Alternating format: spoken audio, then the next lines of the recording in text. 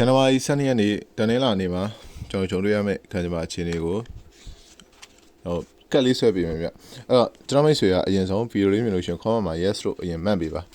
မှတ်ပြီးသားပြီဆိုလို့ရှင်တော့တနေ့တာမှာဘယ်လိုမျိုးကန်ကောင်းမလဲပေါ့ကျွန်တော်ကန်ဆွဲရဟာမျိုးပြောရင်ကန်ကောင်းတဲ့ဟာတွေပဲပြောမှာနော်ဆိုတော့ okay ဆိုတော့ဒီမှာဆိုလို့ရှင်ကျွန်တော်တို့ကနံပါတ်1အတွက်ပါကနံပါတ်2အတွက်ပါကနံပါတ်3အတွက်ပါအဲ့တော့ကျွန်တော်ဒီမှာနောက်ထပ်တက္ကစီထပ်ပြီးတော့ချပြပါကနံပါတ်ရွေးပါရွေးပြီးလို့ရှင် comment မှာကိုရွေးထားတဲ့နံပါတ်ကို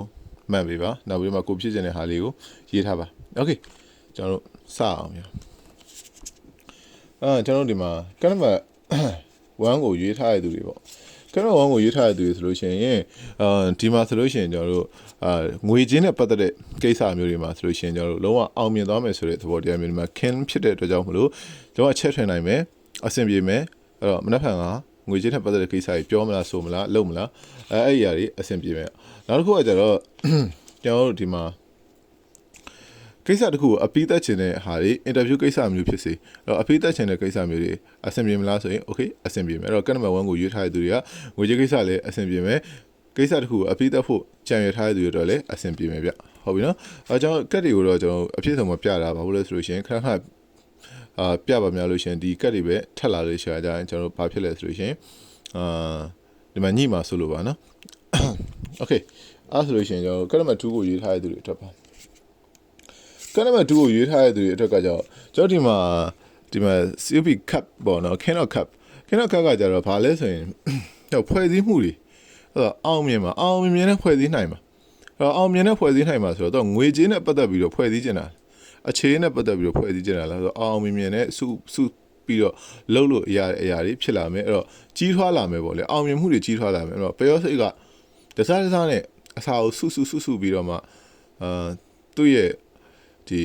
empire ကြီးကြီးလာတယ်လို့မျိုးပဲအဲ့လိုတစားနဲ့မှကိုယ်တော့အောင်မြင်မှုတွေကြီးမားလာမယ်ပေါ့နောက်ပြီးတော့မှကျွန်တော်ဒီမှာ gentleman ကဆုံးရှုံးပြီလို့ထင်တဲ့အရာတွေတော့မှပြန်ပြီးတော့ရမယ်ဆိုတဲ့ကိန်းအဲ့တော့မနေ့ဖက်မှာဆိုရင်အဲ့တော့ပို့ပြီးတော့တိုးတက်ချင်တဲ့ကိစ္စတွေနဲ့ဆုံးရှုံးပြီလို့ထင်တဲ့ငွေကြေးတွေပြန်ပြီးတော့ရရှိတတ်တယ်အဲ့တော့မရတော့ဘူးလို့ထင်တဲ့ကံကောင်းမှုတွေတော့မှပြန်ပြီးတော့ရတတ်တဲ့နေ့ဖြစ်တယ်အဲ့တော့ကနံပါတ်2ကိုရွေးထားတဲ့သူတွေအဲ့ဒီလိုကံကောင်းမယ်โอเคအဲ့ဆိုကျွန်တော်ကနံပါတ်3ကိုရွေးထားတဲ့သူတွေအတွက်ဆိုမလောပါနဲ့ကျွန်တော် AC ပြောပြရမယ်ဆိုကနံပါတ်3ကိုရွေးထားတဲ့သူတွေအနေနဲ့ဆိုလို့ရှိရင်တခုခုလှုပ်ဆောင်မှုတော့ကိုခြေတလန်းနှင်းနေတတ်တယ်ဒါမှမဟုတ်မှာခြေတလန်းနှင်းနေတတ်တယ်ဒါပေမဲ့အဲ့ဒီခြေတလန်းနှင်းလို့ရှိရင်ကျွန်တော်တို့